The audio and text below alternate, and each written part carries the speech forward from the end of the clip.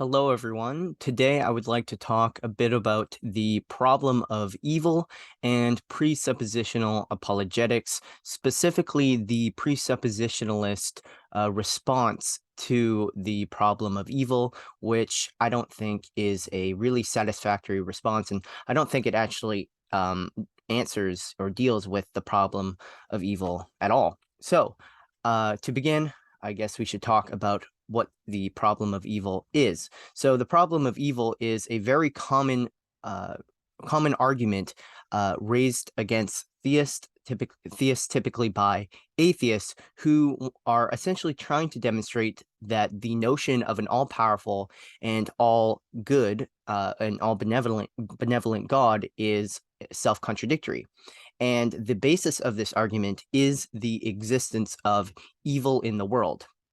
So basically, the atheists will say that God is, according to traditional, let's just go with Christianity. According to traditional Christianity, God is all-knowing, God is all-powerful, and Christians will also say that God is all-benevolent. God is not evil whatsoever. Nonetheless, evil exists in the world. Therefore, God would have to be, if he exists, he would have to be letting evil exist in the world, despite having the power to stop it, and therefore God himself would be evil. So this argument is, as I said, attempting to demonstrate that the notion of the classical, traditional notion of God is self-contradictory. So, I don't agree. I don't think this argument is sufficient, and I'm going to go over some reasons why in a bit. But first, I want to talk about the presuppositionalist response to the problem of evil, which, as I said, I don't believe is sufficient. And actually, I don't think it even deals with the problem at all. So basically, what the presuppositionalists will say is that the atheist is saying that evil exists in the world, but the atheist doesn't have any basis for saying that there actually exists objective evil. That's because without God, there is no morality at all. Morality is something that only exists within a theistic worldview. So that is the presuppositionalist response to the problem of evil. And now I want to do my best to explain why, from my perspective, it doesn't really work. And I have my whiteboard here to help me do so. So basically, this is what the presuppositionalists will say. We have the atheists here, and then we have theism with the omnipotent God, and we'll include within this all benevolent and omniscient. So what the presuppositionalist says is that the atheist is appealing to this, to the reality of objective evil to disprove this omnipotent God. And by appealing to this objective, what they claim to be is objective evil, they are undermining, they have no basis for doing so, the presuppositionalists will say, because the atheist doesn't have any grounds for saying that objective evil exists in the first place. So they actually run into a performative contradiction in the argument they make against the theists. But the problem with this is that while it does work against certain formulations of the problem of evil, it does work if the atheist is trying to appeal to some form of objective morality. In that case, the presuppositionalist argument does work, but a smarter atheist will not do that. What the smarter atheist will say is they will not appeal to any objective, to objective morality at all.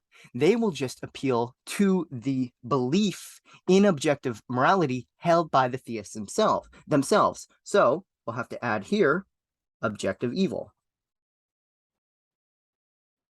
So now what a smarter atheist will do is instead of appealing to any sort of objective morality, the atheist will simply point out the supposed contradiction between the reality of objective evil according to theism, because Christianity holds that, yes, evil does exist in the world, and also it holds that there is an omnipotent, omniscient, and benevolent God.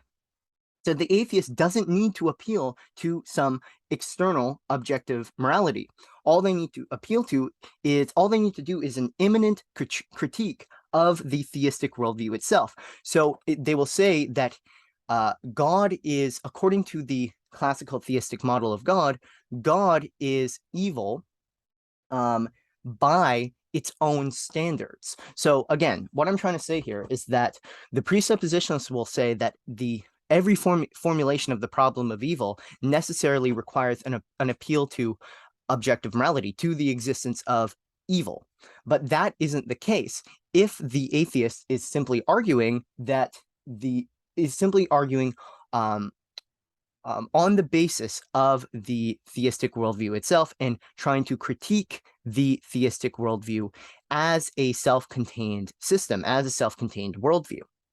So, yeah, that's basically my critique of the presuppositionalist approach to the problem of evil. What it misses is that the atheist doesn't necessarily need to presuppose the existence of evil in order to make the problem of evil. What all they have to do is point to the theistic worldview and critique it by its own standards, critique its own immanent logic. So with that out of the way, I want to give a few of what I believe to be uh, sufficient responses to the problem of evil. So the first one would be the existence of free will. In traditional Christianity, we believe that man is created in the image of God, therefore man has freedom. He has the freedom to choose good or evil, and oftentimes we choose evil, and God respects our free choice to do evil. So that is why evil exists in the human realm. Another reason why, on top of the existence of free will, is the fact that God has, according to our beliefs, God has a morally sufficient reason for evil to exist. Actually, the problem of evil is not as simple as saying, well, actually, it presupposes that if evil exists, a benevolent God has to stop it from existing. But this would only be the case, or this wouldn't be the case, rather, if the existence of that evil ultimately served the purpose of a higher good. So an analogy would be a doctor. If you went to your doctor with some minor pain in your leg, the doctor could completely remove that pain by amputating your leg, but that wouldn't be the ethical thing to do because you'd actually be allowing a greater evil as opposed to allowing this lesser evil to exist. So in the context of God, we could say that it wouldn't be ethical for God to stop something evil if that were to be at the expense of someone's salvation. Now, what about natural evil? This is something that is more difficult to answer from a Christian perspective. The fact that pain, suffering, etc., evil exists in the world that has nothing to do with humans, supposedly, like storms and tsunamis that just kill men, women, and children. How can that possibly be reconciled with the existence of a benevolent God? Well, I think that basically, one, uh, the morally sufficient answer sort of deals with that. There is we don't know, but we believe, we have the faith in, and it is also logically possible. At least an atheist has to grant that it is logically possible that there is a morally sufficient reason for natural evil. But also, within the traditional Christian anthropology and just view of creation, man and creation are intimately connected in an ontological sense. Natural evil entered into the world through the fall of man. Man as the head of creation, and man as the head of creation essentially determines what the state of creation will be. So just as the entire cosmos fell in the fall of Adam, the entire cosmos is redeemed through Jesus Christ. This is just the traditional Christian belief. So natural evil is intimately connected with personal evil. When humans sin, this has a demonstrable effect on the reality of the world itself.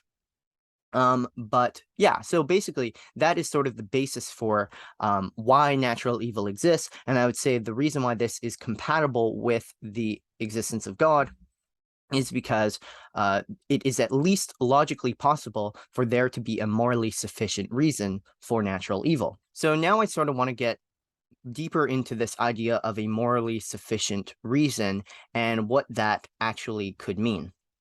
Um, and I think the basis for this is understanding the how salvation, or from the perspective of eternity, the entire history of your development and your movement through time towards eternity is redeemed.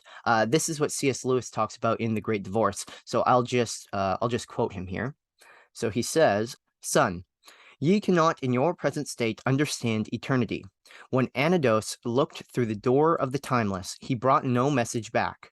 But ye can get some likeness of it, if ye say that both good and evil, when they are fully grown, become retrospective. Not only this valley, but all this earthly past will have been heaven to those who are saved. Not only the twilight in that town, but all their life on earth too, will then be seen by the damned to have been hell.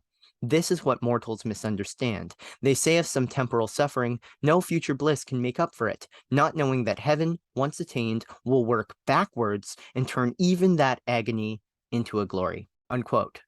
So I think this is such a good point. C.S. Lewis is so fantastic, and essentially what it means is that from the perspective of eternity, your entire history finds its meaning because eternity, union with God, is our telos, it is our end, it is our purpose, and it's from the perspective of the end that that the end is the reference point from which you give meaning to the entire historical development. The entire series of events in your life finds its meaning retroactively in the final state which you attain. Now, it's only retroactive for us from a finite perspective. God, of course, has known or predestined, to use controversial language, which is in the Bible, but God has known the actions, the free choices men will make from all eternity. Therefore, God has already, it's not retroactive for God. That's basically what I'm trying to say. But from a finite perspective, right now, we will experience suffering and we will see it as bad, as nothing to do with heaven at all. But upon entering into eternity, upon experiencing heaven, you will be able to look back at your past and see how everything was this movement towards heaven. But this is not guaranteed. It's not predestined in the Calvinist sense. There is still the possibility that you freely choose to fall away, and that leads to damnation. Now, from the perspective of damnation, everything is retroactively seen as this spiral downwards. Everything was always already hell.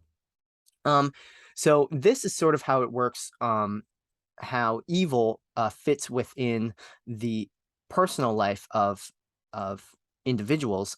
Evil will either be affirmed in damnation, or it will be redeemed and, in a sense, overcome, which isn't to say it wasn't evil, but it is overcome. It finds its retroactive meaning within salvation as a whole, in heaven. But this also, I think, applies on a cosmic scale. So when God is all in all in the eschaton, when eternity is fully united with the world, then everything in the world will be retroactively redeemed and will be seen as part of this larger story of salvation. Now, this idea of the final redemption of the world, of all things, this is called apostasis in Greek. I believe that term was used by Saint Maximus the Confessor, and essentially it means that in the end, when God is all in all, everything will be redeemed. But I should mention that this doesn't necessarily entail that everyone will be saved. It doesn't necessarily contradict the traditional doctrine of eternal damnation, and that is an antinomy. Pavel Florensky says this explicitly in his book Pillar and Ground of Truth. He says that it's an antinomy, that in the end everything will be perfect, yet some will be damned. That's just the traditional Christian doctrine, and there is actually a logic behind this. So it's not just completely it's not just a completely meaningless string of words. There is actually coherent logic behind it. But anyways, that's a topic for a different video. But I hope that sort of helped to provide a Christian perspective on the problem of evil. And maybe just to summarize the video, I started off by explaining the problem of evil, which attempts to demonstrate that the traditional classical theistic view of God is self-contradictory. And then I went on to explain why I don't think the presuppositionalist argument against the problem of evil works, because the atheist doesn't necessarily need to appeal to some form of objective morality in order to make their argument. They simply need to point out the self-contradictory nature, the supposedly self-contradictory nature of the theistic worldview and the theistic idea of God. And then I went through some different arguments for why evil exists and why evil is compatible with the existence of a omnipresent, benevolent, and omnipotent God. And those reasons are the existence of free will and the fact that it is at least logically possible for there to be a morally sufficient reason for everything, and the fact that everything in the end will retroactively be redeemed through God's uniting himself fully with the world in the eschaton, which this is called the apocostasis, the redemption of all creation. So yeah, thank you for watching. If you would like to support my work, I make videos every 2 days on Patreon for patrons of $5 and up. And yeah, that's all I have for today. Thank you for watching, and may God bless you all.